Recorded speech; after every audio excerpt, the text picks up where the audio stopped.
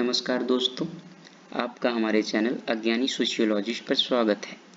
दोस्तों, यह MCQ series का दूसरा पार्ट होगा, जिसमें हम लोग कुछ MCQ सॉल्व करने का प्रयास करेंगे। तो चलिए बिना किसी देरी के शुरू करते हैं। हमारा पहला सवाल है, sociology emerged mainly as a response to, यानी यह कह रहा है कि समाजशास्त्र के इमर्ज में मुख्य रीजन कौन से थे। हमें इन ऑप्शंस में से ही बताना होगा। तो हमारा पहला ऑप्शन जो है एग्रीकल्चरल रिफॉर्म, दूसरा social upheaval after industrial and political changes, तीसरा रिलीजियस रिवाइवल, चौथा मेडिकल एडवांसमेंट। तो यहाँ पे हमारा ऑप्शन नंबर बी सही होगा, क्योंकि यूरोप में इंडस्ट्रियल रिवॉल्यूशन और फ्रेंच रिवॉल्यूशन के बाद जब समाज में बदलाव आए और लोग जो है गांव से शहर की ओर पलायन करने लगे, परिवार और सामाजिक संबंधों में काफ़ी बदलाव हुए, जिसे समझने के लिए सोशियोलॉजी का जन्म हुआ। तो हमारा ऑप्शन नंबर बी सही होगा। Question number 2, which pair is correctly matched, यानी इन पेयर में से कौन सा पेयर जो है एक दूसरे से मैच कर रहा है।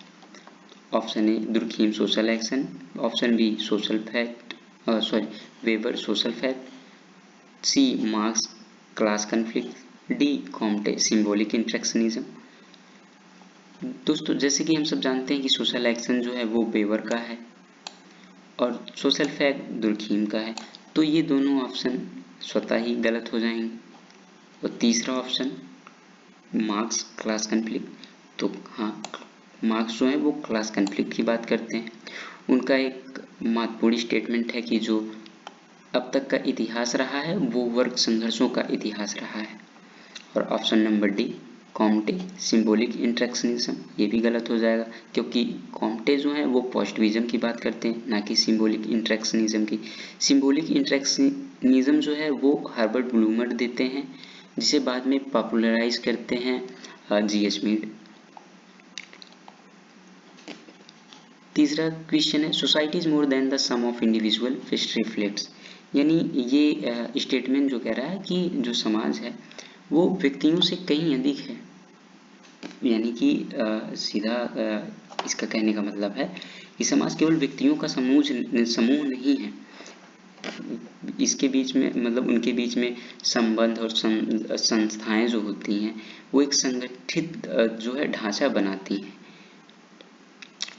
वो बाद में जो है सोशल स्ट्रक्चर के नाम से जानी जाती हैं। तो option number B social structure approach. Question number 4, Durkheim concept of social fact refer to, यानी दुर्खीम के सोशल फैक्ट से आप क्या समझते हैं। Option A personal feeling only, option B external way of acting thinking and feeling, option C economic choice only, option D political opinion only. तो जैसे कि हम सब जानते हैं कि दुर्खीम ने कहा है सोशल फैक्ट वो तरीके हैं जिनसे समाज में हमें सोचने, व्यवहार करने और महसूस करने के लिए प्रभावित करता है, जैसे कानून, परंपरा, नैतिकता आदि।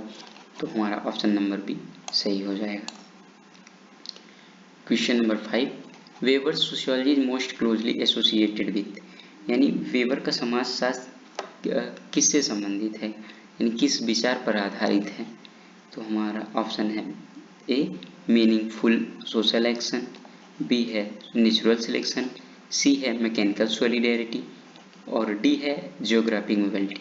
तो जो ऐसा कि हम सब जानते हैं कि वेबर जो है समाज को समझने के लिए यह कहते हैं कि हमें लोगों को लोग जो कार्य करते हैं उसके पीछे के अर्थ और उद्देश्य को समझना होगा। तो ऑप्शन नंबर ए सही होगा, meaningful social action. Question number 6, marks views history primarily through, यानी मार्क्स इतिहास को किस दृष्टि से देखते हैं। ऑप्शन ए है cooperation among groups, class, option B class struggle और C individual achievement, D cultural diffusion. तो option number B cultural struggle, क्योंकि इसके पहले भी हम लोगों ने चर्चा किया था कि मार्क्स जो हैं वो वर्ग संघर्ष की बात करते हैं। तो यहाँ पे ऑप्शन नंबर बी सही होगा।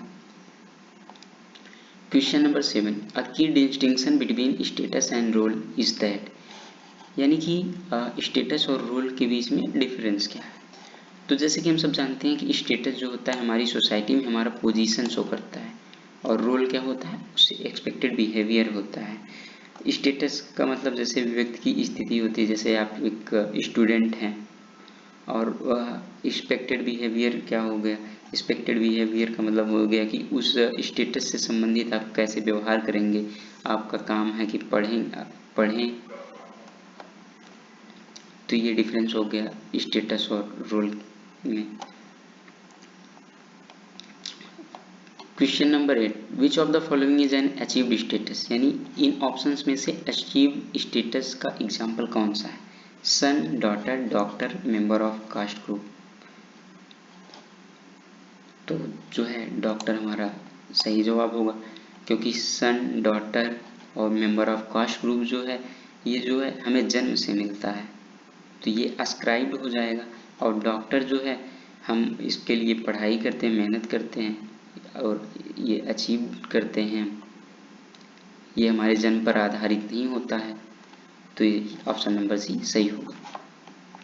Question number 9, norms differ from values because norms are, यानी नॉर्म जो होता है वो वैल्यू से डिफरेंट होता है, क्योंकि नॉर्म जो होता है वो क्या होता है, actual rules of behaviour, while values are ideal. जो नॉर्म्स होता है वो व्यवहार के नियम होते हैं, और जो वैल्यूज होते हैं वो आदर्श होते हैं, जैसे कि ईमानदारी अच्छी है, और नॉर्म्स होता है झूठ नहीं बोलना चाहिए, हमेशा सत्य बोलो। तो ये सब सारी चीज़ें, तो ऑप्शन नंबर भी सही हो जाएगा। सैंक्शन आर यूज्ड, यानी सैंक्शन का उपयोग किस लिए होता है। Option A create new culture, option B enforce social norms, option C remove social groups, option D replace institution. तो option number B enforce social norms. हम सैंक्शन का प्रयोग इसीलिए करते हैं कि समाज में जो है नियम और नियमों का जो है पालन हो सके, इसलिए हम जो है सैंक्शन का यूज करते हैं।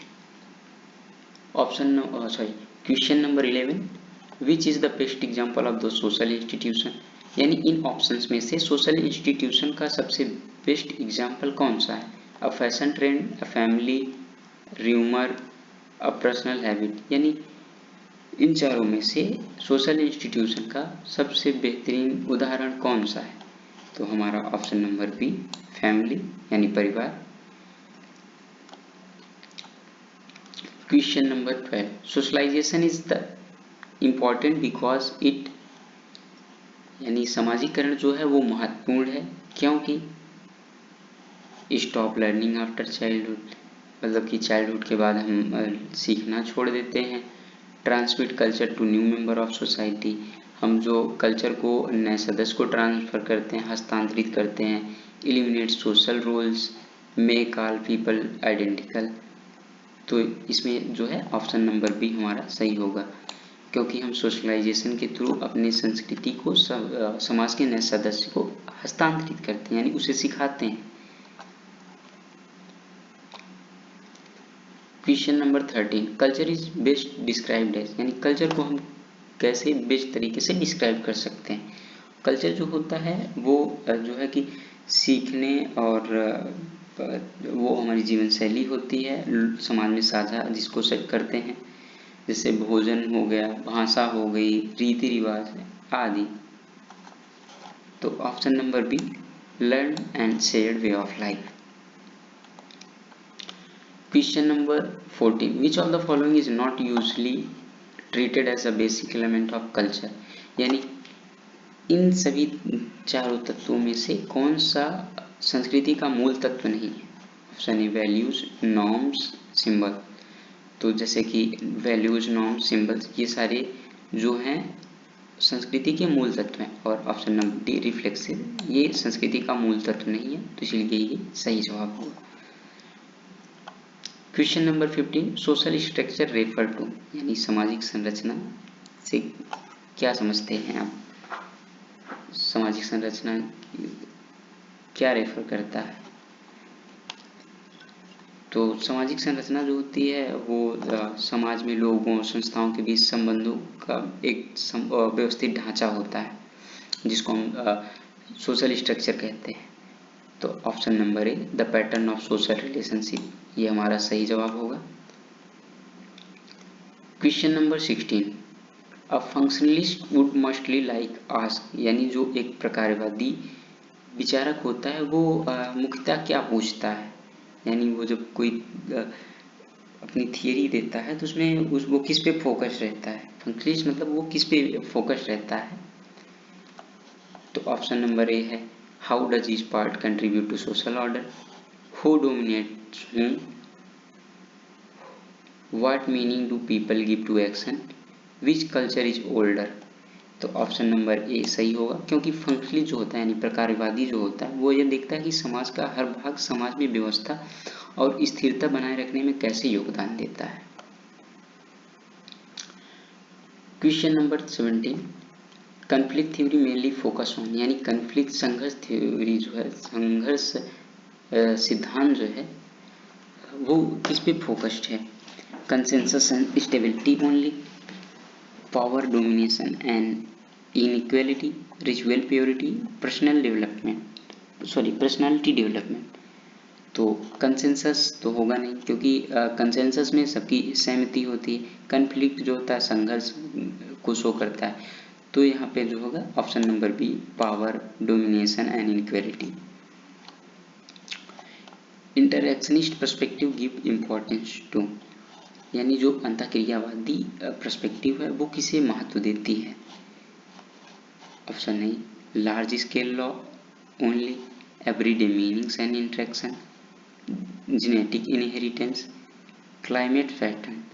तो option number B, everyday meanings and interaction, क्योंकि ये दृष्टिकोण जो है रोजमर्रा के व्यवहार और लोगों द्वारा दिए गए अर्थों का अध्ययन करता है। Question number 19, which pair belong to the kinship and family studies, यानी इन चारों पेयर में से कौन सा पेयर है जो किनशिप और फैमिली स्टडीज से रिलेटेड है। तो option number B, marriage and descent. Question number 20, polyandry means, polyandry means यानी कि बहुपति विवाह। बहुपति विवाह उसे कहते हैं जब एक स्त्री कई सारे पुरुषों से विवाह करती है तो उसे हम बहुपति विवाह कहते हैं, यानी बहुपति।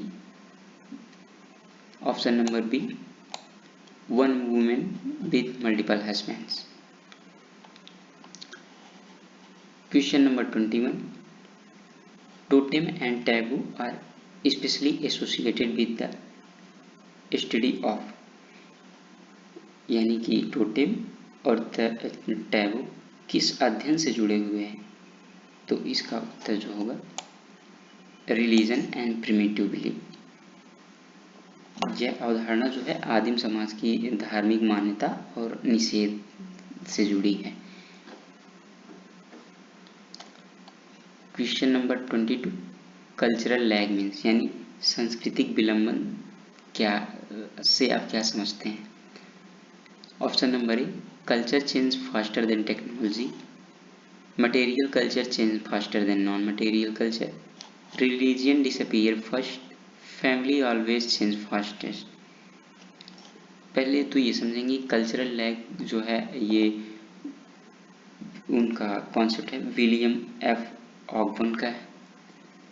वो ये कहते हैं कि कल्चर जो है जब मटेरियल कल्चर जो है वो नॉन मटेरियल कल्चर से आगे बढ़ जाता है तब हम उसे कल्चरल लैग कहते हैं।